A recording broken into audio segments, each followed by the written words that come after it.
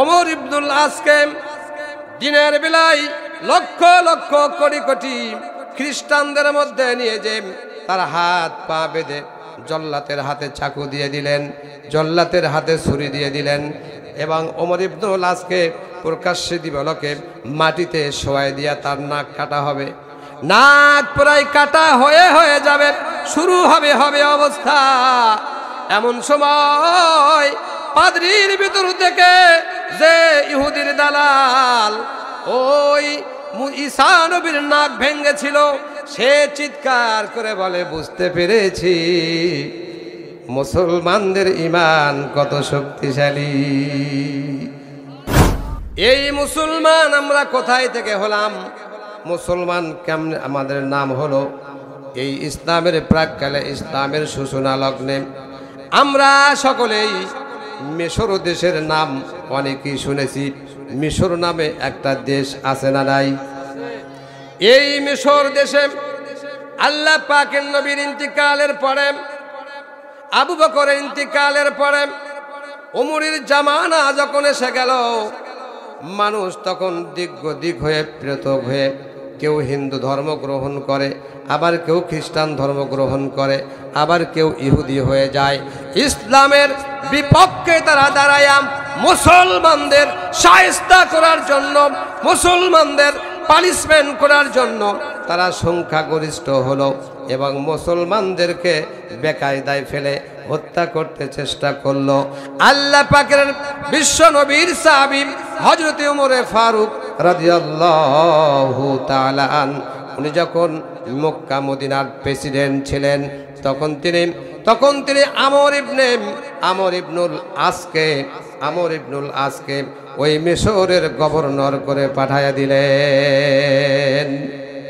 একটু আওয়াজ দিয়ে বলেন সুবহানাল্লাহ, আর একটু জোরে বলেন সুবহানাল্লাহ।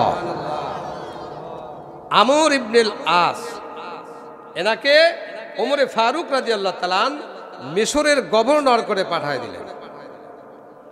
গভীর মনোযোগ দিতে হবে, যেহেতু আমি প্রথমেই বলছি ওয়ালা তাফাররাকু, বিচ্ছিন্ন হওয়া যাবে না, ইসলাম থেকে দূরে যাওয়া যাবে না, কোরআন থেকে দূরে যাওয়া যাবে না, নবী থেকে দূরে যাওয়া যাবে না। যারা নবী থেকে বিচ্ছিন্ন হবে, কোরআন থেকে বিচ্ছিন্ন হবে, ইসলাম থেকে যারা দূরে সরে যাবে, আল্লাহ পাক বলেন তারা মুসলমান হতে পারবে না। কথা বলেন ঠিক না ঠিক? একটু আওয়াজ দিয়ে বলেন ঠিক না ঠিক? সম্মানিত ভাইয়ের আমার, আমর ইবনুল আসকে মদিনাত মিশরের গভর্নর করে পাঠায় দিলেন। ওমর বললেন, আমর ইবনুল আস, ওখানে যায় তুমি ইসলাম ধর্মকে প্রসার করো, মিশরকে ইসলামের দখলে নিয়ে আসো, কোরআনের দখলে নিয়ে আসো, ইসলামের দাওয়াত দাও, কালেমার দাওয়াত দাও। আমর ইবনুল আস সেখানে গেলেন, কিছু সংখ্যক মুসলিমদেরকে নিয়ে গেলেন, বিশ্ব নবীর সাহাবীদেরকে নিয়ে মিশরে চলে গেলেন। যাওয়ার পরে মিশর যখন তিনি ঢুকবেন, ওই ব্যারিকেডের মধ্যে দেখলেন লক্ষ লক্ষ কোটি কোটি ইহুদি, বৌদ্ধ, খ্রিস্টান, অমুসলিমেরা মিশরকে তারা কবজা করে নিয়ে আসে, দখলে নিয়ে আসে। পুরা মিশর খ্রিস্টানদের দখলে, ইহুদিদের দখলে। অথচ বিশ্ব নবী তার সাহাবী ভাইকে আমর ইবনুল আসকে বললেন, তুমি মিশরের গভর্নর। আওয়াজ দিয়ে বলেন সুবহানাল্লাহ। যেখানে সে ঢুকতে পারছে না, সেখানে সে গভর্নর, সেখানকার সরকার সে কেমনে হতে পারে? অনেক কৌশল অবলম্বন করতে শুরু করলেন, অনেক হেকমত করতে শুরু করলেন। হেকমত কৌশল করতে করতে কয়েক মাস চলে গেল। এবার আমর ইবনুল আস তার সহপাঠী সহ দেখলেন, যেটা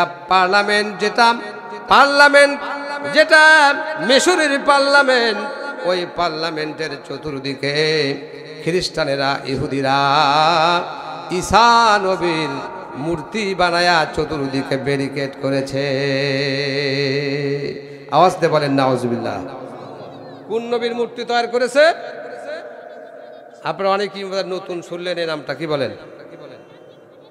একটু আওয়াজ দিয়ে বলেন, কোন নবীর মূর্তি তৈরি করেছে?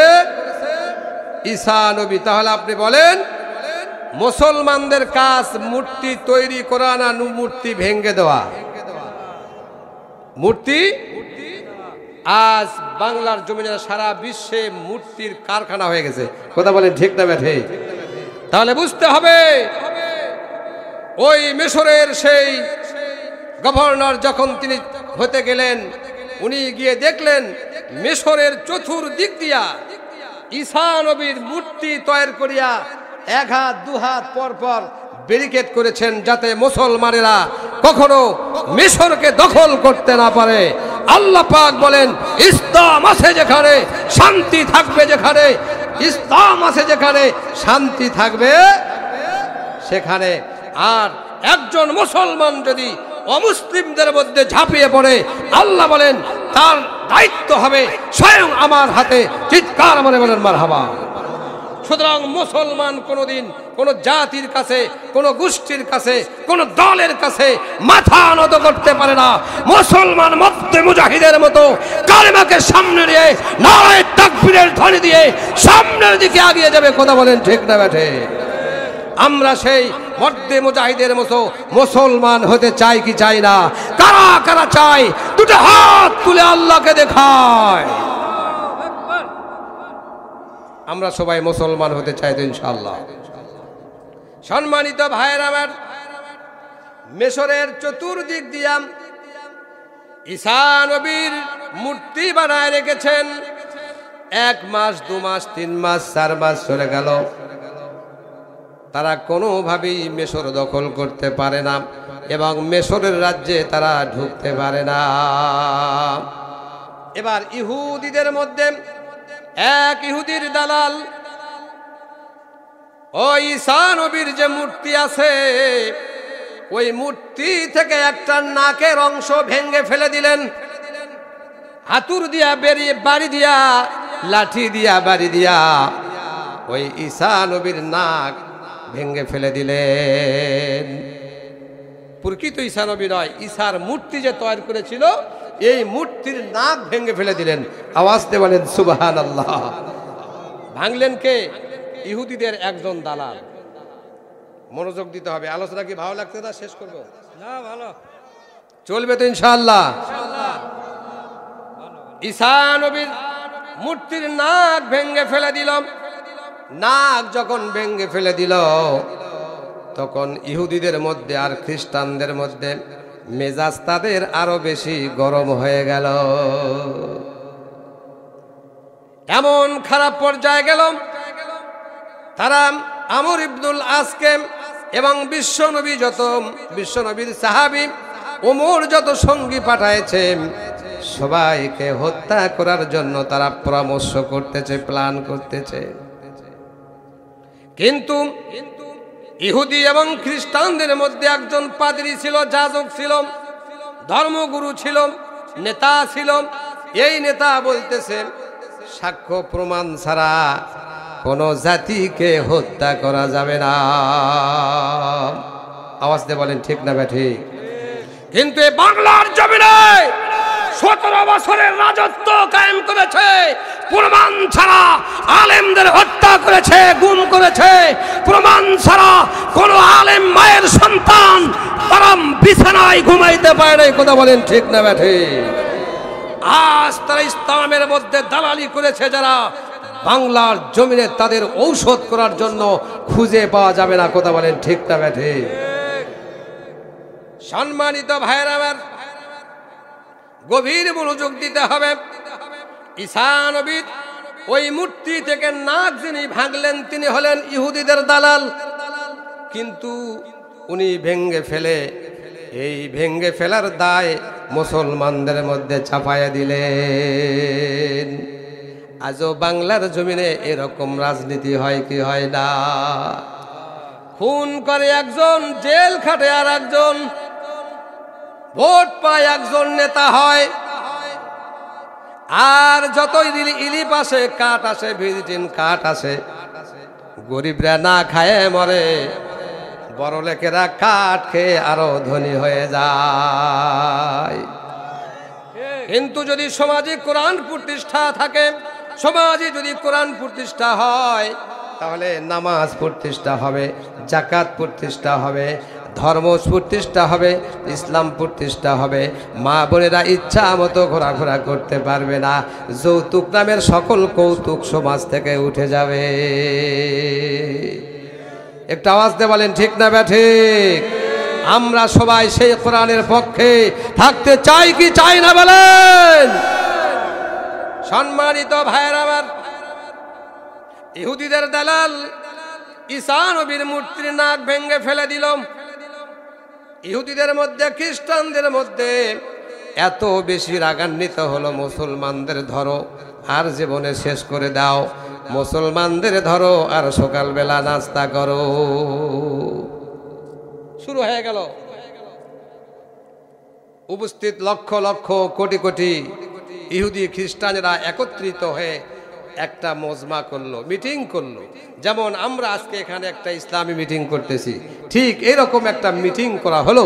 মিটিংয়ে বলা হলো, ও মুসলমানের দলেরা, তোমার উমর যাকে নেতা করে পাঠাইছে তার নাম কি? আমর ইবনুল আস। তাকে তাদের দলীয়করণে চেয়ারের কাছে নিয়ে যাওয়া হলো। বলা হচ্ছে, তোমরা এসে আমাদের এই মিশর দখল করতে চাচ্ছ, ঠিক আছে, কিন্তু আমাদের ধর্মের যিনি গুরু, আমরা যাকে সেজদা করি, আমরা যাকে আল্লাহর পুত্র বলি, ঈসা নবীকে আমরা মরে মরে স্থাপন করে রেখেছি, তাদের নাক কেন ভাঙ্গা হলো? এই বিচারটা আগে শুরু হবে। মুসলমান কখনো দাঙ্গা ফাসাদ করে? মুসলমান কখনো কোনো থানা ভাঙছে? মুসলমান কখনো কোনো মা বোনের ইজ্জত হরণ করেছে? মুসলমানেরা কখনো কোনো জবরদখল করে কোনো জমি দখল করেছে? মুসলমানেরা কখনো দলীয়ভাবে না করে সমাজতন্ত্রকে কায়েম করে তারা নেতা হয়ে দেশ চালাইছে 2-1 বছর। কথা বলেন ঠিক না ব্যাঠি? ভোট ছাড়াও সরকার আমরা দেখেছি। কথা বলেন ঠিক না ব্যাঠি? কিন্তু তারা কি বাংলার জমিনে আছে? আছে?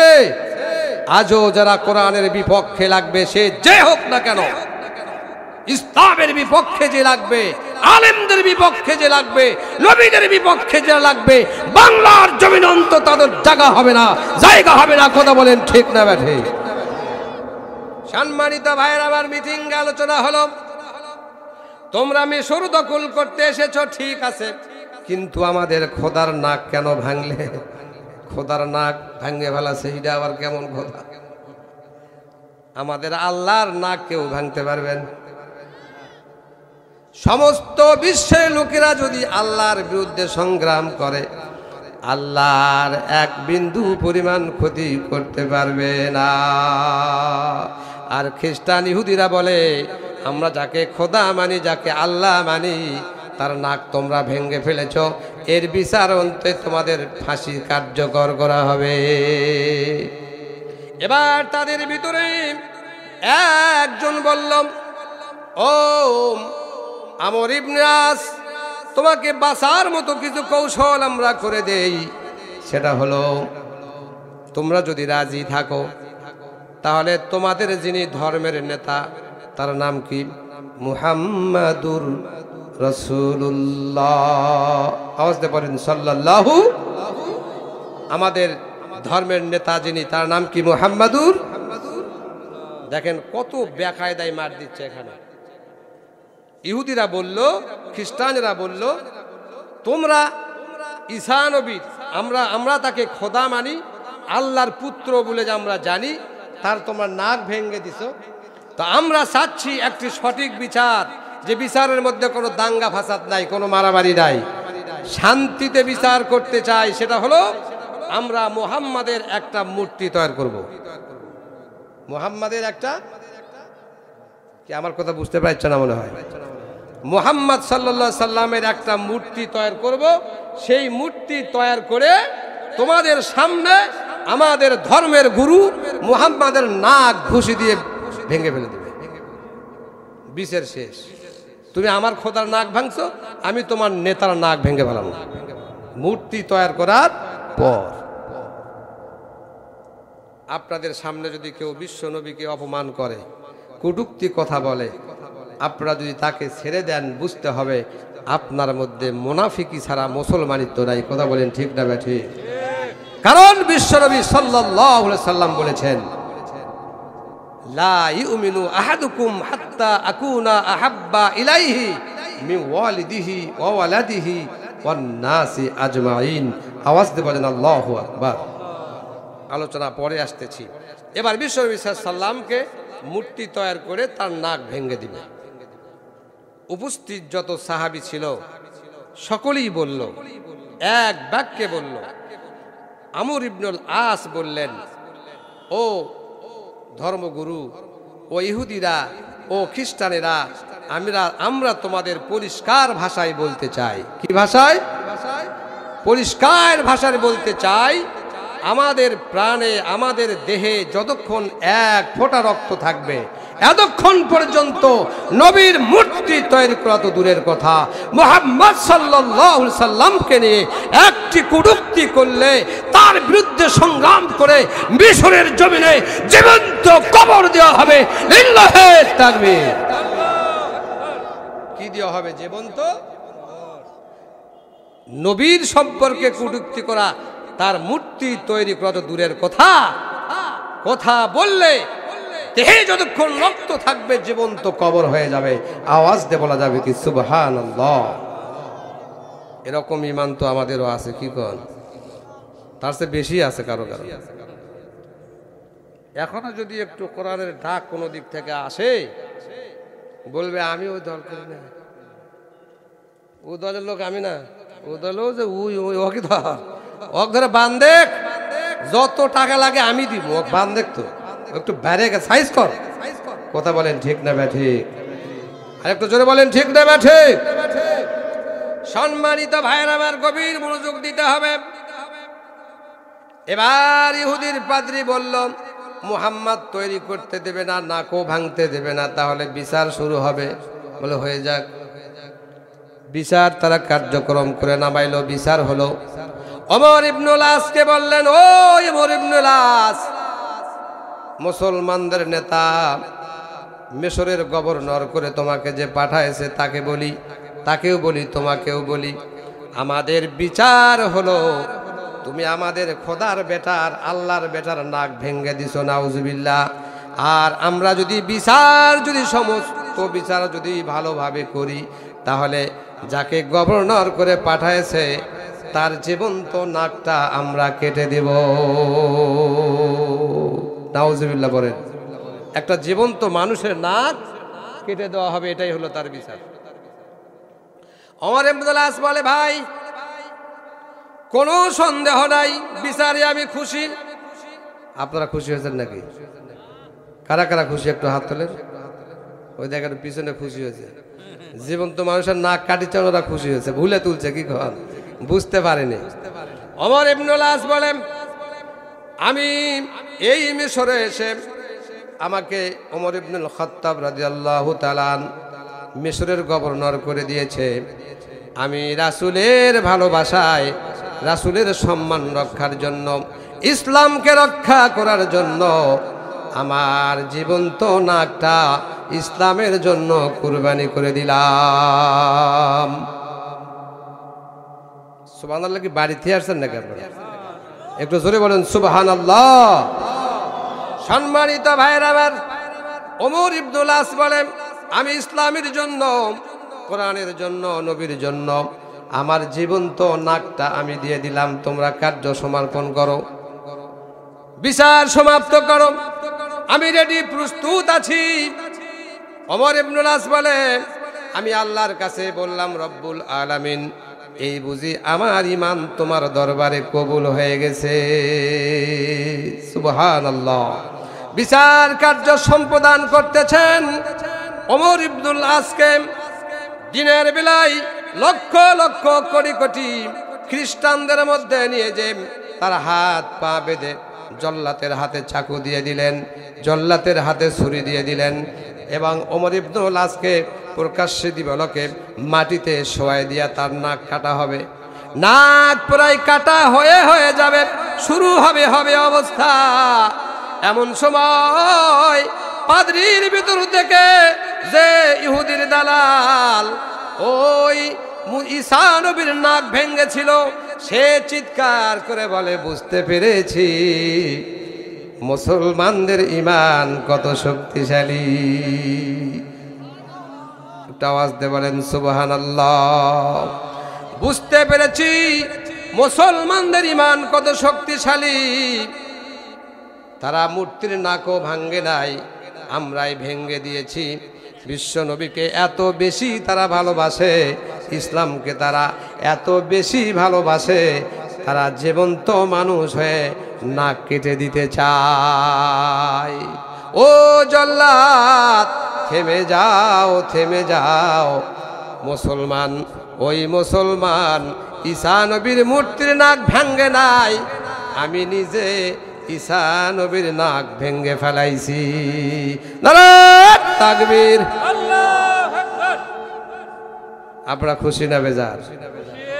এবার যখন পাদ্রী বললাম আমি ঈসা নবীর নাক ভেঙ্গে ফেলাইছি, আমি ভেঙ্গে ফেলাইছি, মুসলমানেরা কত সোজা পথের মানুষ, তার নবীকে কত ভালোবাসে, তার নবীর এত ভক্ত, নবীকে এত বিশ্বাস করে, সামান্য মূর্তি ভাঙ্গার কারণে নিজের নাকটা ইসলামের জন্য বিসর্জন দিতে চায়।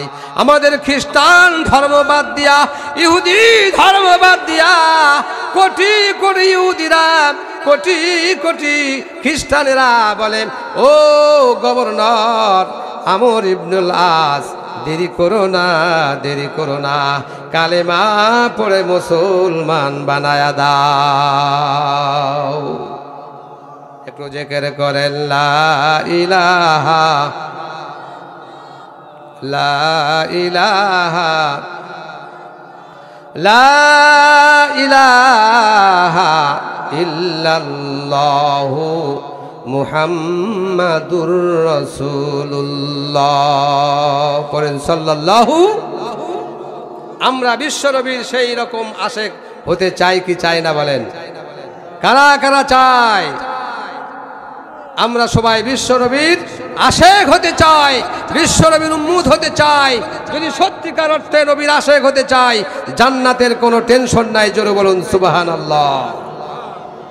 আমার কলিজার টুকরা ভাইরাম, লক্ষ লক্ষ কোটি কোটি মুনাফিকেরা, লক্ষ লক্ষ কোটি কোটি মুশরিকেরা, ইহুদিরা কালেমা পড়ে মুসলমান হয়ে গেলেন। কারণ মুসলমানের ভেতরে রয়েছে আত্মসমর্পণ, মুসলমানের ভেতরে রয়েছে ইমানি শক্তি। আওয়াজ দিয়ে বলেন সুবহানাল্লাহ। ওমর ইবনুল আস মদিনার মিশরের গভর্নর হয়ে গেলেন। কিসের গভর্নর? মিশরের গভর্নর হলেন। মিশরের গভর্নর হওয়ার পরে আমাদের এলাকায় এই ইলুঙ্গি বিলে ঘোড়ার দৌড় হয় কি হয় না? এই ঘোড়ার দৌড় হয় কি হয় না? কিছুদিন আগে এই এলাকায় এই ইলুঙ্গি বিলের উপরে ঘোড়ার দৌড় হয়েছে কি হয় নাই? মিশরে সেই সময়ে গভীর মনোযোগ দিতে হবে। মিশরে সেই সময়ে গভর্নর আমর ইবনুল আস, তার জামানায়, তার সময় ঘোড়ার দৌড় হয়েছে। বলুন সুবহানাল্লাহ। এই ঘোড়ার দৌড় কেমনে হলো? ওমর ইবনুল আসের পুত্রের নাম হলো মুহাম্মদ। পুত্রের নাম কি? মুহাম্মদ। আর মিশরের অনেক কালো, অনেক কুৎসিত ছেলেপেলেরা ওই ঘোড়ার দৌড়ানোর মধ্যে তারা প্রতিযোগিতা দিয়েছে। হাজার হাজার ঘোড়া মিশরের মধ্যে প্রতিযোগিতা করতেছে। কিন্তু ওই প্রতিযোগিতার মধ্যে মিশরের গভর্নর আমর ইবনুল আসের পুত্র মুহাম্মদও আছে। সুবহানাল্লাহ। দেখুন ন্যায় বিচার কেমনে হয়, কোরআনের বিচার কেমনে হয়। আজ যদি সমাজে কোরআনের বিচার থাকতো, কোটি কোটি টাকা মেরে দিয়ে বিদেশের মাটিতে ঘুমাইতে পারতো না। বেগুন চোরার হাত কাটা হয়, লক্ষ লক্ষ কোটি কোটি টাকা যারা চুরি করেছে তাদের সংবর্ধনা দিয়ে বিদেশে পাঠানো হয়। এই হলো বাংলার রাজনীতি। কথা বলেন ঠিক না ঠিক? সম্মানিত ভাইরা আমার, আমরা প্রতিদিন শুক্রবারের দিনে ইমাম সাহেব বলেন, ইন্নাল্লাহা ইয়ামুরুকুম বিল আদলি ওয়াল ইহসান ওয়া ইতাই যিল কুরবা ওয়া ইয়ানহা আনিল ফাহশাই ওয়াল মুনকার। বলেন, বলা হয় কি হয় না? আমরা শুধু চাতক পাখির মতো বলি হুজুর কখন ইন্নাল্লাহ ইয়ামুরুকুম বিল আদলি ওয়াল ইহসান কখন বলবে? বলার সাথে সাথে ফাযকুরুনি আযকুরুকুম ওয়াশকুরুলি ওয়ালা তাকফুরুন বলার সাথে সাথে সমস্ত মুসল্লিরা একত্রিত হয়ে দাঁড়ায় যায় কি যায় না? আমার ভাইরা, ইমাম সাহেব আপনাকে বলতেছেন ইন্নাল্লাহা ইয়ামুরুকুম বিল আদলি ওয়াল ইহসান। আদল মানে হলো ন্যায় বিচার। আদল মানে কি হলো? ন্যায় বিচার। ইহসান শান্তিপূর্ণ বিচার। এটা কোরআনের কথা, নবীর যারা উম্মত হয়েছে তাদের কথা, ইমানদারদের কথা, জান্নাতি যারা হয়েছে তাদের কথা। তারাই তো ইহসান প্রতিষ্ঠান করবে সমাজে। আওয়াজ দিয়ে বলেন সুবহানাল্লাহ। সম্মানিত ভাইরা আমার, ওই মিশরের জমিনে ঘোড়ার প্রতিযোগিতা হলো। ওই ঘোড়ার প্রতিযোগিতার মধ্যে শত শত ঘোড়াওয়ালা আছে। তার মধ্য থেকে আমর ইবনুল আস, ওই মিশরের গভর্নর, তার পুত্র মুহাম্মদও ঘোড়া নিয়ে গেছেন। আপনারা বলেন তো, যদি কোনো নেতার সন্তান যদি ঘোড়া নিয়ে যায়, নেতার সন্তান কেমনে সামনে যাবে? যত রকমের চক্র করা দরকার তারা করবে, কিন্তু তাদের কোনো বিচার হবে না। ঠিক তেমনি সেই মিশরের কথা বলছি, গভর্নর, সেই গভর্নর আমর ইবনুল আসের পুত্র মুহাম্মদ ঘোড়া দৌড় নিয়ে গেছে। তার সাথে আরো হাজার হাজার সন্তানেরা ঘোড়ার দৌড় দিচ্ছে। ঘোড়ার দৌড় হওয়ার পরে সর্বশেষে ফার্স্ট এবং সেকেন্ড দুইটা ঘোড়া একত্রিত দৌড় দিয়েছে। দেখা গেল দৌড়াইতে দৌড়াইতে দৌড়াইতে একজন কালো কুৎসিত হাবশি গোলাম তার ঘোড়াটা আগে আগে দৌড়ায়, আর গভর্নর আমর ইবনুল আসের পুত্র মুহাম্মদ তার ঘোড়াটা দু চার পা পিছনে পড়ে আছে। গভর্নরের সন্তান চিন্তা করলো, আমার বাবা হলো দেশের প্রেসিডেন্ট, আমার বাবা হলো মিশরের বাদশাহ, মিশরের গভর্নর। আমি যদি ফার্স্ট হতে না পারি, আমার সম্মান যাবে, আমার ইজ্জত যাবে, আমার পিতার সম্মান যাবে। যে করেই হোক না কেন আমাকেই প্রথম স্থান অধিকার করতে হবে। সমাজে এরকম কাজ আছে না নাই? কোন এমপির সন্তান যদি জেনা করে, ব্যভিচার করে, হোটেলে ধরা পড়ে, মেয়ে নিয়ে ধরা পড়ে, কেলেঙ্কারি হয়, বিচার তখন হয় নেতার সন্তানেরা এমনি করতেই পারে, এটা এনজয়।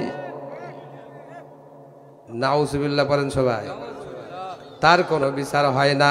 ওই সলিমুদ্দিন বেটা যদি প্রেম করে মোবাইলেও যদি একবার ফেসে যায়, দেখা যায় তার বিচার সংসদ, তার বিচার চলে যায় থানায়, কোর্টে, ইয়ারমিন কাউন্সিলে চলে যায়। এমনকি বিচারটা আদালতে গিয়ে দেখা যায় শত শত বছর নয়, কয়েক যুগ তারা জেল খেটতে বাধ্য হয়। কথা বলেন ঠিক না ঠিক? কিন্তু নেতার সন্তান যদি জেনা করে, ব্যভিচার করে, ওই নেতার সন্তানের কিন্তু কোনো বিচার হয় না। তারা বলে নেতার সন্তানেরা দুই একবার এরকম করতেই পারে। কথা বলেন ঠিক না ঠিক? কারণ নেতা যখন হয়েছি, তাহলে আমাদের তো একটা প্রেস্টিজ আছে। আমরা যে বিচার করতে যাই, এটা কেমন কথা হয়? আমার ভাইরা, নেতার পুত্রের বিচার হয় না। মিশরের গভর্নর আমর ইবনুল আসের পুত্র ঘোড়া দৌড় দিয়ে দুই চার পাওয়া পিছনে গেল। আমর ইবনুল আসের পুত্র মুহাম্মদ, তার কাছে ছিল একটা চাবুক। এই চাবুক দিয়া ওই নিগ্রহ ছেলের পিঠে জোরে করে একটা বাড়ি দিয়েছে। বাড়ি দেওয়ার কারণে, চাবুকের আঘাতের কারণে ঘোড়া থেকে ছিটকে জমিনে পড়ে গেছে। মালিক যখন পড়ে যায়, ঘোড়ার সামনের দিকে যায় না। কথা বলেন ঠিক না ঠিক? সামনের দিকে যায় না। ওই গভর্নরের পুত্র ঘোড়া নিয়ে ফার্স্ট হয়ে গেছে। সবাই চিন্তা করলো গভর্নরের সন্তান কিন্তু এখানে বেআইনি করলো, কিন্তু তার বিচার করা সম্ভব নয়, চাকরিও আমাদের চলে যেতে পারে। কথা বলেন ঠিক না ঠিক? বিচার যদি করতে যাই, আমাদেরও হয়তো চাকরিও চলে যেতে পারে।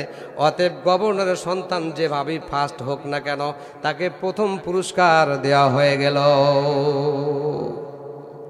ঘটনা যেটা ঘটাইল সেটা ভালো না খারাপ? আওয়াজ দিয়ে বলেন ভালো না খারাপ? আমি সেই মিশরের গভর্নরের কথা বলছি, সাধারণ কোনো কথা নয়। এবার ওই হাবশি গোলাম ঘোড়া নিয়ে তিনি সেকেন্ড পুরস্কার নিলেন। সেকেন্ড পুরস্কার নিয়ে উনি চিন্তা করলেন, মিশরে যারা বিচার করলো সবাই তো গভর্নরের লোক, আমি যদি এই মিশরের বিচারটা দেই তাহলে আমার বিচারটা ভালো হবে না। এই কালো হাবশি গোলাম ঘোড়া নিয়ে ছুটে পড়লেন মদিনার মসনদে, মসজিদে নববীর কাছে চলে গেলেন। আমার ইসলামের দ্বিতীয় খলিফা আমিরুল মুমিনিন ওমরে ফারুক রাদিয়াল্লাহু তাআলা আন ফজরের সালাত পড়ে মসজিদে নববী হতে বের হয়ে বারান্দায় দাঁড়ায় আছেন, চিন্তা করছেন, আরে মিশরে যাকে পাঠাইলাম গভর্নরের কোনো খবর পেলাম না। কথা বলেন সুবহানাল্লাহ। চিন্তা করছেন, এমন সময় ওই হাবশি গোলাম কালো কুৎসিত একজন ছেলে, যুবক ছেলে ঘোড়া নিয়ে আমিরুল মুমিনিন ওমরের কাছে গিয়ে বলে, ওমর, আমি শুনেছি আপনি নাকি ন্যায় বিচারক ওমর, আপনার কাছে কোনো সাদা কালো, আপনার কাছে কোনো খাটো বেটে, কোনো চেকন মোটার বিচার হয় না, আপনি নাকি এহসান পূর্ণ আদল পূর্ণ বিচার করেন। আমি ওই মিশর থেকে আপনার কাছে একটা বিচার নিয়ে এসেছি। একটু আওয়াজ দিয়ে বলেন সুবহানাল্লাহ। আমাদের ওই হরার দিকে যদি সলিমুদ্দির বেটা চেয়ারম্যান, সামান্য চেয়ারম্যানের কাছে একটা দরখাস্ত দেয়, চেয়ারম্যান সাহেব আমার বাড়িতে একটু মারামারি হয়েছে, আমাকে মারে নাক টাক ফাটে হালাছে, একটু বিচার করেন। চেয়ারম্যান কবি তো বাপের নাম কি বা কইছে, ও কলিমুল্লাহ মাছ বেচে খায়, এ ভাই ভাই এরকম হইবা, যা যা তাহলে বিচার লাগবে না। কথা বলেন ঠিক না ব্যাঠে? আমাদের এলাকায় এরকম চেয়ারম্যান নাই, ভালো চেয়ারম্যান। কি কন? আমাদের চেয়ারম্যান খুবই ভালো। কি কন? আমি ওই মিশরের কথা বলি, আপনাদের কথা বলছি না। এরপর গভীর মনোযোগ দিতে হবে। আলোচনা শেষ করবো নাকি? গভীর মনোযোগ দিতে হবে। ওই নিগ্র কালো যুবক ঘোড়াটা নিয়ে ফজরের সালাতের সময় আমিরুল মুমিনিন ওমরের কাছে বিচার নিয়ে এলেন। বলতেছেন, আমিরুল মুমিনিন ওমর রাদিয়াল্লাহু তাআলা, আমার মিশরের মধ্যে গভর্নরের ছেলে আর আমি একই ঘোড়া নিয়ে দৌড়চ্ছিলাম। দৌড়াইতে দৌড়াইতে 10 থেকে 12, 14, 15 কদম যখন যাব, আমি ফার্স্ট হয়ে যাব, তখন মিশরের বাদশার ছেলে আর তার বুক থেকে, তার শরীর থেকে চাবুক বের করে নিয়ে আমার শরীরের মধ্যে এমনভাবে চাবুক মেরেছে, চাবুকের আঘাতের সাথে সাথে ঘোড়া থেকে ছিটকে পড়ে গেছি, আর আমি ফার্স্ট হতে পারি নাই। আমিরুল মুমিনিন আমার বিচারটা করেন। সুবহানাল্লাহ। সম্মানিত ভাইয়ের আমার কলিজার টুকরা ইসলাম দরদি ভাই, আমি আপনাদের ইহসানের কথা বলি, আদলের কথা বলি। বাংলার জমিন নয়, কোরআনের রাজ যেখানে থাকবে, কোরআনের হুকুম যেখানে থাকবে, শান্তিও কিন্তু সেখানেই থাকবে। কথা বলেন ঠিক না ঠিক? আমার কলিজার টুকরা ভাইয়েরা, এই গোলাম যখন অর্ধজাহানের প্রেসিডেন্ট আমিরুল মুমিনিন ওমরের কাছে যখন বিচার দিলেন, ওমর তো বলল, তুই মিশর থেকে এই কালো কুৎসিত ছেলে কেন আসলি? তোর কোনো বিচার করা যাবে না। মিশরে কি গভর্নর নাই? মিশরে কি আমি গভর্নর পাঠাই নাই? বিচারক কি মিশরে নাই? তুই কেন আমার কাছে এসেছিস রে যুবক? চলে যা, চলে যা, দেখবো নি মিশরে, তুই চলে যা। কিন্তু আমিরুল মুমিনিন অর্ধজাহানের প্রেসিডেন্ট ওমর ফারুক রাদিয়াল্লাহু তাআলা আনহু, উনি বললেন, ও মদিনার মসনদের সদস্যরা, আমাদের কপাল ভালো হয়েছে, ওই মিশর থেকে একজন অপরাধী, একজন কালো কৃষ্ণ, একজন গোলাম ঘোড়ার দৌড়ের বিচার করার জন্য আমাদের কাছে এসেছে। তোমরা দেরি করো না, দেরি করো না, মিশর বহু দূরে, মিশর বহু দূরে, এই গোলামটাকে আমার রাজদরবারের মেহমান বানায়া দাও। একটা আওয়াজ দিয়ে বলেন সুবহানাল্লাহ। আমার ওই মিশরের ওই গোলামকে মদিনার রাজ দরবারের মেহমান বানায়া দাও। মেহমান খানায় তাকে প্রবেশ করায় দিয়া ওমর আমিরুল মুমিনিন ওমর বলে, ও রাষ্ট্রদূত শোনো, যেখানেই থাকো যেভাবেই থাকো, আমি ওমর তোমার কাছে চিঠি লিখলাম, ওই মিশরের গভর্নরের কাছে চিঠি লিখলাম। এই চিঠিটা যত তাড়াতাড়ি পারো আমর ইবনুল আসের কাছে পৌঁছায়া দাও। আর বলবা আমিরুল মুমিনিন ওমর রাদিয়াল্লাহু তাআলা আনহু আপনাকে এই চিঠি দিয়ে বলেছে, আপনি যেখানে যে অবস্থায় থাকেন না কেন, চিঠি পাওয়া মাত্র মদিনার মসনদে ওমরের আদালতে হাজির হতে হবে। সুবহানাল্লাহ, আওয়াজতে বলেন সুবহানাল্লাহ। একটু জিকির করেন লা ইলাহা ইল্লাল্লাহ ইল্লাল্লাহ লা ইলাহা ইল্লাল্লাহ। যার মনে আছে আল্লাহর ভয়, পড়েন, যার মনে আল্লাহর ভয়, আল্লাহ আল্লাহ সব সময়। আহার নিদ্রা ভালো লাগে না, আহার নিদ্রা ভালো লাগে না, ভালো লাগে আমার আল্লাহ রে। লা ইলাহা, আওয়াজ দিয়ে পড়েন লা ইলাহা, লা ইলাহা ইল্লাল্লাহু মুহাম্মাদুর রাসূলুল্লাহ সাল্লাল্লাহু আলাইহি ওয়াসাল্লাম। সম্মানিত ভাইয়ের আমার কলিজার টুকরা ইসলাম দরদি ভাই, আমিরুল মুমিনিন ওমর আদেশ করলেন, ওই মিশরের গভর্নরের কাছে এই চিঠি দিয়া বলবা, সেখানে যে অবস্থায় থাকো না কেন, এই চিঠির জবাব তোমাকে নিয়ে মদিনায় হাজির হতে হবে এবং সাথে তোমার সন্তান মুহাম্মাদকেও সঙ্গে আনতে হবে। সুবহানাল্লাহ। উনি একজন মিশরের গভর্নর, আর মদিনার গভর্নর ওমর তাকে চিঠি দিয়ে তার সন্তানকে সাথে করে নিয়ে আসতে বলেছেন। একটু আওয়াজ দিয়ে বলেন সুবহানাল্লাহ। মন্ত্রীর খাতির মন্ত্রীর সাথে আছে না নাই? আমার কলিজার টুকরা ভাইরা আসুন, আমিরুল মুমিনিন ওই মিশরের বাদশার কাছে পত্র লিখলো, তুমি তো আসবেই, তোমার পুত্র মুহাম্মাদকেও সঙ্গে করে নিয়ে মদিনার মসনদে হাজির হবে। আওয়াজ দিয়ে বলেন সুবহানাল্লাহ। আরো আস্তে সুবহানাল্লাহ, আরো আস্তে মনে মনে কোন সুবহানাল্লাহ। বাংলা জাতি উল্টো চলে, কথা বলেন ঠিক না ব্যাঠি? যত আস্তে তত জোরে, যত জোরে তত থেমে যায়। জ্ঞানী যারা বোঝে তারা শুধু ইশারায় নাদানের বুঝাইতে কে পারে কোথায়। নাদানের কাছে ওয়াজ করে কোনো লাভ হবে? জ্ঞানীর কাছে ওয়াজ করেন, তার ঈমান তাজা হয়ে যাবে। সুবহানাল্লাহ। আসুন গভর্নর সাহেব, ওই মিশরের গভর্নর আমর ইবনুল আস তার সন্তানকে মুহাম্মাদকে সাথে নিয়ে ঘোড়ায় চড়ে ওমরের দরবারে চলে আলেন। ওমর তাকে বসতে দিলেন। ওমর বললেন, ও গভর্নর আমর ইবনুল আস, মিশরের গভর্নর, বসো, তোমার সাথে কিছু আলোচনা আছে। বলুন সুবহানাল্লাহ। এই আলোচনার কথা বলে ওই মদিনার মেহমান খানায় যে কালো যুবকটা আছে, আমিরুল মুমিনিন বললেন, ও মসনদের খাদেমদার, ওই মিশরের গোলামকে নিয়ে হাজির করো। মিশরের গোলামকে যখন হাজির করা হলো, এবার মিশরের গভর্নরের ছেলেটার শুরু হয়ে গেছে 1.5 টাকা 5 টাকা, কথা বলেন ঠিক না ঠিক? ও চিন্তা করছে, এই ছেলের গায়ে তো আমি চাবুক মেরেছিলাম, বিচারটা ওমরের মসনদে এসেছে, যাতা বিচার হবে না। ইন্নাল্লাহা ইয়ামুরুকুম বিল আদলি ওয়াল ইহসান। ইহসান পূর্ণ বিচার হবে, তারাই হলো প্রকৃত ঈমানদার। বলুন সুবহানাল্লাহ। এবার দেখেন ওমর কেমনে বিচার করতেছে।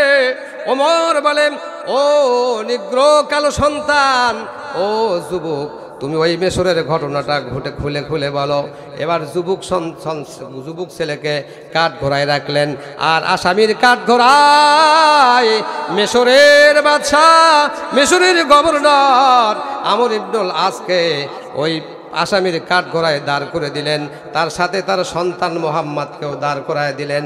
এবার আমিরুল মুমিনিন বললেন, ও মিশরের বাদশাহ, ও গভর্নর, এই কালো ছেলেটা যা বলে এটা সত্য বলে না মিথ্যা বলে, তোমার ছেলের কাছ থেকে জবাব নাও। এবার ওই কালো নিগ্র ছেলে বলে, বাদশাহ নামদার আমিরুল মুমিনিন ওমর রাদিয়াল্লাহু তাআলা, ঘোড়া দৌড়নের প্রতিযোগিতা দিয়েছিলাম। ঘোড়া দৌড়াইতে দৌড়াইতে আমি যখন 2 জন থেকে গেলাম, আমি থাকলাম, আর মিশরের বাদশাহ আমর ইবনুল আসের পুত্র মোহাম্মদ থাকলো। আমাদের 2 জনের ঘোড়ার যখন দৌড় শুরু হয়ে গেল, যখন আমরা একেবারে ঝান্ডারের কাছাকাছি চলে এলাম, যখন আমি ফার্স্ট হব, ওই সময় এই বাদশার সন্তান তার চাবুক দিয়া আমার পিঠের চামড়া উঠাইয়া দিয়েছে। আমি বিচারটা আপনার আদালতে দিয়ে দিলাম। সুবহানাল্লাহ। আমিরুল মুমিনিন ওমর বলেন, ও মিশরের গভর্নর আমর ইবনুল আস, তোমার পুত্র মুহাম্মদ তুমি স্বীকার করো, ছেলেটা মিথ্যা বলেছে না সত্য বলেছে। এবার আমিরুল মুমিনিনের কাছে ওই সন্তান বলেন, বাদশাহ নামদার, এই কালো নিগ্র সন্তান যুবক ছেলেটা যা বলেছে সব কিছুই সত্য। সুবহানাল্লাহ। ওমরের আদালতে মিথ্যা বলার মতো ক্ষমতা কারণে কথা বলেন, ঠিক না ব্যাটে?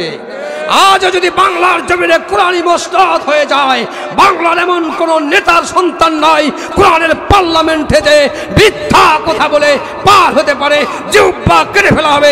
কথা বলেন, ঠিক না ব্যাটে?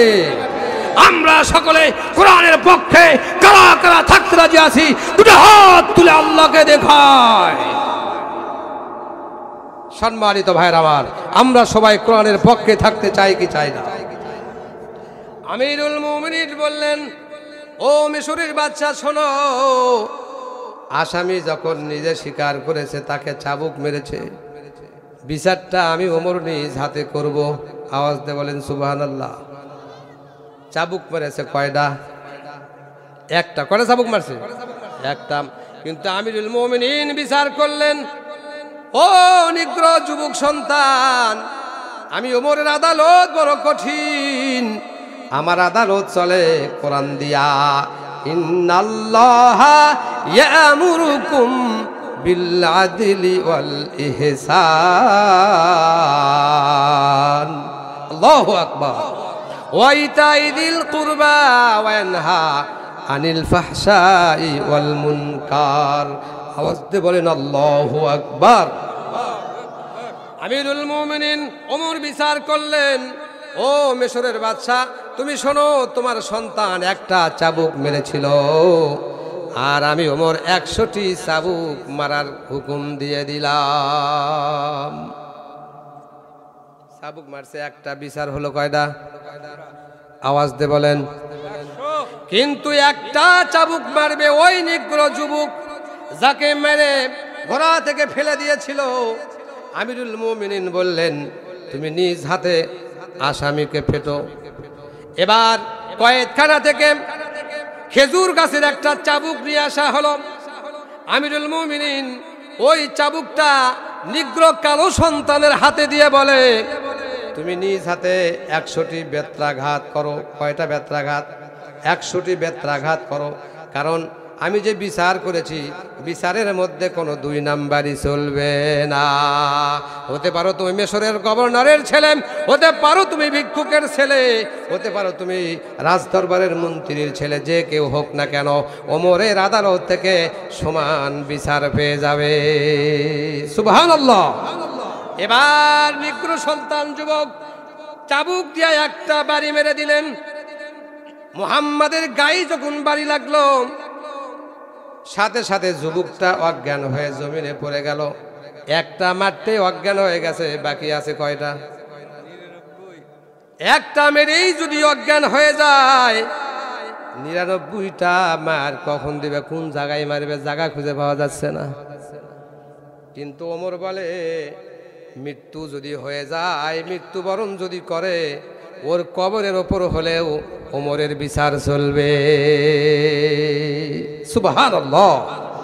সম্মানিত ভাইরা আমার, ওই সন্তান একটা আঘাত যখন করলো চাবুক দিয়া, সাথে সাথে মিশরের বাদশার সন্তান মুহাম্মদ অজ্ঞান হয়ে জমিনে পড়ে গেল।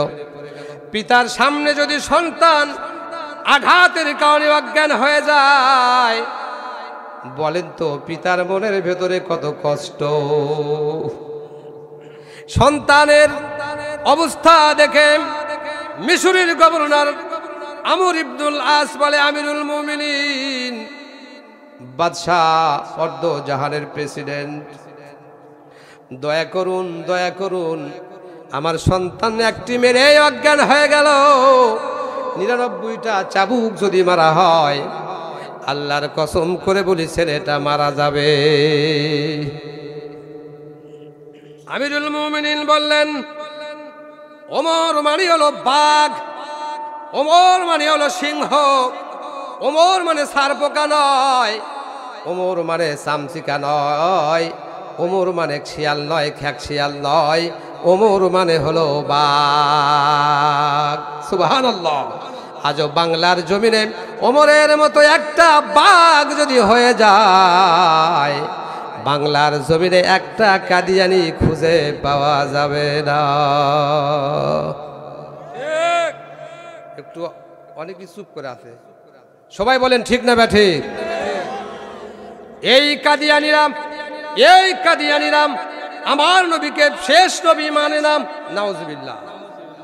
আল্লাহর কসম করে বলি, ওয়াল্লাযী নাফসি বিয়াদিহি, মাথায় কোরআন নিয়ে বলি, বাংলার মসনদে যদি কোরআন একবার চলে যায়, এই সমস্ত কাদিয়ানিকে বাংলার জমিন থেকে পিটায়া পিটায়া দেশান্তরী করা হবে। শুধু তাই নয়, এই কাদিয়ানিদের দ্বারা দালালি করে, ইয়াজিদি মুসলমানের যারা দালালি করে, আল্লাহর জমিনে, বাংলার জমিনে যদি কোরআন পার্লামেন্টে যায়, তাহলে যারা কাদিয়ানিদের দালালি করো, তোমাদের তালিকা ধরে ধরে পিটায়া তোমাদেরকে কবরে পাঠানো হবে। কথা বলেন ঠিক না বেঠিক? বিদেশি দালালের টাকা খাওয়ার চক্রান্ত করো, বিদেশি দালালের টাকা খাও, আর আমার বিশ্ব নবীর সঙ্গে বেয়াদবি করো, আর তোমরা বলো বিশ্ব নবী আখেরি নবী নয়, বিশ্ব নবীর পরে নবী এসেছে ঈসা পয়গম্বর। আমার নবী বলেন, ঈসা কে মাইল হ্যায় দিল সুয়ে মুহাম্মদ, মুঝে বানা দে খোদা উম্মতি মুহাম্মদ। সুবহানাল্লাহ। আমার নবী বলেন, ঈসা যখন নবী হলো, ঈসাকে প্রশ্ন করেছিল, ও ঈসা, তোমাকে যে নবী বানানো হয়েছে তুমি কতটুকু খুশি হয়েছো? ঈসা বলে, ঈসা কে মাইল হ্যায় দিল সুয়ে মুহাম্মদ, মুঝে বানা দে খোদা উম্মতি মুহাম্মদ। আল্লাহু আকবার। ঈসা বলে, রব্বুল আলামিন, আমি ঈসা নবী হয়ে খুশি হই নাই, আমি ঈসা নবী হয়ে খুশি হই নাই। তুমি যদি আমাকে শেষ পয়গম্বর, আখিরি জামানার পয়গম্বর নবী মুহাম্মদ রাসূলুল্লাহ সাল্লাল্লাহু আলাইহি ওয়াসাল্লামের উম্মত বানায়া দুনিয়ার বুকে পাঠায়া দিতে, আমি ঈসা নবীর চাইতে উম্মত হলে বেশি খুশি হয়ে যেতাম। আমাদের পাওয়ার কথা বলে ঠিক না ব্যাঠিক? আমাদের পাওয়ার এত বেশি, বনি ইসরাইলের কোন নবী আমাদের আগে জান্নাতে যেতে পারবে না। উম্মতি মুহাম্মাদীদের ক্ষমতা, উম্মতি মুহাম্মাদীদের মর্যাদা, সম্মান স্বয়ং আল্লাহ পাক দান করেছে, বলুন সুবহানাল্লাহ। আমরা সকলেই সেই নবীর উম্মত হতে চাই কি চাই না? বলে আমরা সেই নবীর উম্মত হতে চাই কি চাই না? কারা কারা চাই দুটো হাত তুলে আল্লাহকে দেখায়। নারায়ে তাকবীর। আমার নেতা তোমার নেতা, আমার নেতা তোমার নেতা।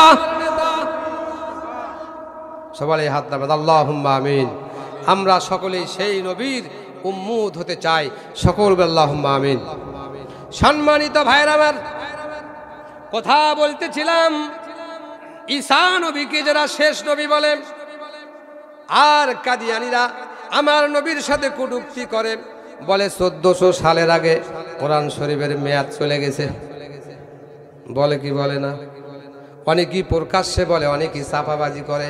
আল্লাহর কসম করে বলি, কোরআন যদি পার্লামেন্টে চলে যায়, এই বাংলার 96% মুসলমান তোমাদের হাড্ডি পিঠে গুড়া করে দেবে। কথা বলেন ঠিক নেবে ঠিক?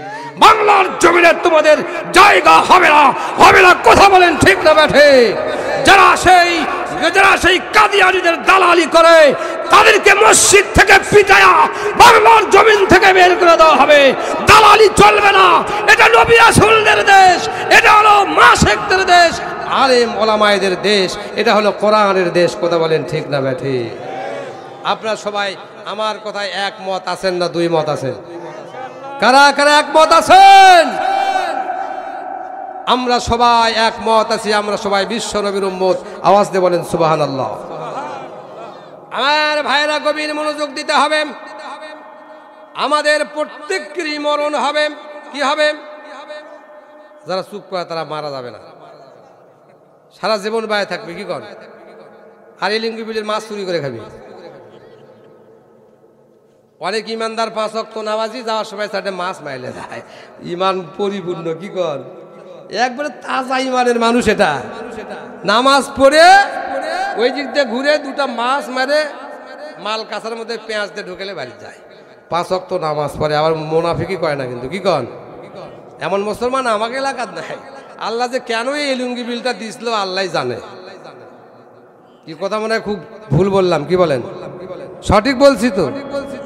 সম্মানিত ভাইরা আমার, ওমরের আদালতে একটি মার হলো, বাকি থাকলো কয়টি? মনোযোগ আছে আপনাদের? না শেষ করব? মনোযোগ আছে? সবাই গভীর মনোযোগ দেন, আমার দিকে তাকান, গভীর মনোযোগ দেন। একটা বেত্রাঘাত করলো, আর সামনে সন্তান অজ্ঞান হয়ে আছে চাবুকের আঘাতকে। পিতা বড় মনে হয় মনে মনে হাসতেছে। কি কর? দুটা চোখের পানি ফেলে দিয়ে ওমরের আদালতে ভিক্ষা যায়। ও আমিরুল মুমিনিন ওমর, একটি চাবুকের আঘাত পেয়ে আমার সন্তান অজ্ঞান হয়ে আছে, বাকি আছে আরো 99 চাবুক। আর এই 99 চাবুক যদি দেওয়া হয়, আমার ছেলের শরীর থেকে গোশত খুঁজে পাওয়া যাবে না। এই দৃশ্য ওই যুবক দেখতেছে না? যুবক অন্ধ? যুবক দেখতেছে ওমরের আদালত কত কঠিন, ওমরের বিচার কত কঠিন। 100টি বেত্রাঘাতের একটা খেয়ে অজ্ঞান হয়ে গেছে, 99টা বাকি। আবার বলে কোনো কনসিডার নাই, কোনো দয়া নাই, কোনো মার্ছি নাই। 99টা বেত্রাঘাত করতে গিয়ে তোমার সন্তান যদি মারা যায়, যে কয়টা বাকি থাকবে কবরে মারায়া দিব। এর নাম হলো ওমর। এর নাম কি? আমার নবীর সাহাবী হযরতে ওমর মদিনায় তিনি দাঁড়ায় আছেন। হঠাৎ করে ভূমিকম্প। ভূমিকম্প হয়নি? কিছুদিন আগে, 2 সপ্তাহ আগে শুক্রবারে ভূমিকম্প হয়ে গেছে। ঢাকা শহর কত কত জায়গা, পুরান ঢাকা বিল্ডিং ভেঙ্গে চৌচির হয়ে গেছে। কিছুক্ষণ আগে যে বিল্ডিং থেকে লক্ষ লক্ষ টাকা ভাড়া তুলেছিল, কয়েক সেকেন্ডের মধ্যে ফকির হয়ে গেছে। কথা বলেন ঠিক না ব্যাঠি?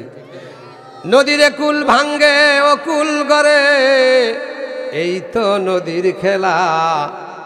সকাল বেলার ধনীরে তুই, ফকির সন্ধ্যা বেলা। সবাই পড়েন, নদীর কুল ভাঙ্গে ও কুল গড়ে, এই তো নদীর খেলা। সকাল বেলার ধনীরে তুই, ফকির সন্ধ্যা বেলা। কথা বলেন ঠিক না ঠিক? এই যে ভূমিকম্প হলো, ওমরের কথা বলতেছিলাম। ওমর কার নাম? ওমর কত বড় সাহসী বীর যোদ্ধা। মদিনার মাটিতে ভূমিকম্প হচ্ছে, ওমর দলতেছে, মদিনা মুনওয়ারা দলতেছে, বিশ্বনবীর রওজা দলতেছে। ওমর বলে, ও মদিনার মাটি, কত বড় সাহস! আমি বিশ্বনবীর সাহাবী ওমর দাঁড়ায় আছি, বিশ্বনবী আজও মদিনার মাটিতে শুয়ে আছে, আর কত বড় হিম্মত তুমি ভূমিকম্প হয়ে কাঁপাও। এই কথা বলে ওমরের হাতের তরবারি ছিল, অঙ্গুর তরবারি খলাস করে মাটির মধ্যে ঢুকাইয়া দিয়ে বলে, ও মদিনার মাটি, আমি ওমর বললাম কিয়ামত পর্যন্ত এই মদিনার মাটিতে কোনোদিন ভূমিকম্প হবে না।